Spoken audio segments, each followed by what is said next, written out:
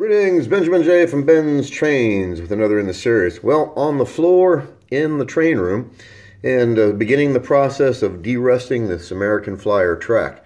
And this arrived today. So I went out and got 2 gallons of 5% vinegar and submerged the track. Now I've pulled all the pins and have them soaking separately. And you can see how dark this vinegar has gotten already. So it's going to clean these pins right up. So I've got more than enough to set up a 6th rail. So once this is derusted and up and running, I'll be testing it, of course. And the first batch came out really well. It runs like new track. And as you can see, this is in fairly poor condition. Absolutely covered in rust. Oxide, actually, not red rust, just oxide. So 24 hours, this will be sitting in this vinegar. By this time tomorrow night, it should be derusted and ready to run. So I'll get it derusted, get it cleaned up, dried, oiled, and on the rail, or on the layout. Hopefully, it'll go off without a hitch. So, got plenty of this stuff. And surprisingly enough, this American Flyer track was really, really cheap. I got this entire box of track for $6.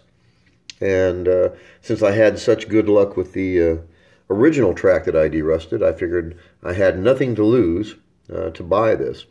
And so $6 for the track and another $4 to derust it.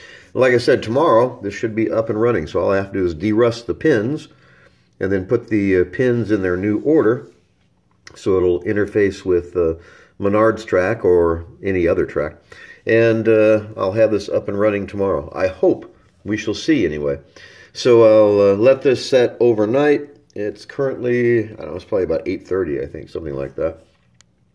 I'll let this set a full 24 hours and then clean it up, scrub it up, put it in a sink full of hot water with a box of baking soda dissolved in it. That'll neutralize the acid.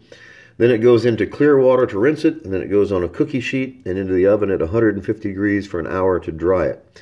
And then I just reinstall the pins in the order to make it compatible with Menard's track, and it's finished and ready to run.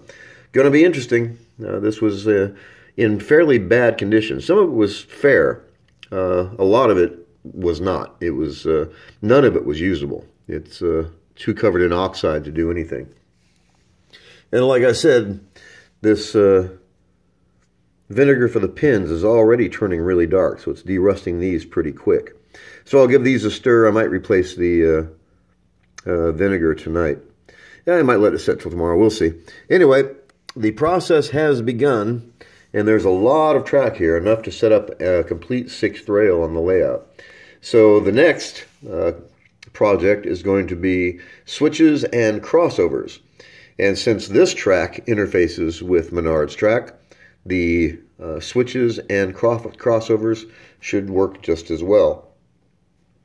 So anyway, an entire box of track for the cost basically of 1 curve of Menard's track.